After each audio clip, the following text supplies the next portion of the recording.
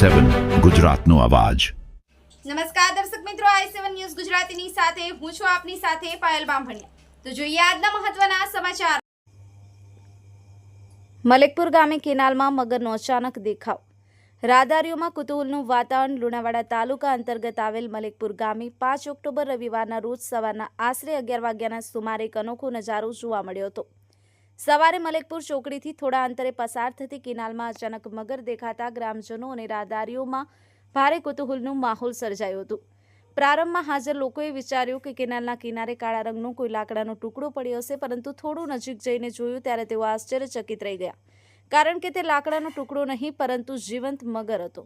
મગર કેનાલના કિનારે ધીમે ધીમે હલનચલન કરી રહ્યો હતો અને પાણીના પ્રવાહ સાથે થોડું આગળ વધતો રહ્યો હતો।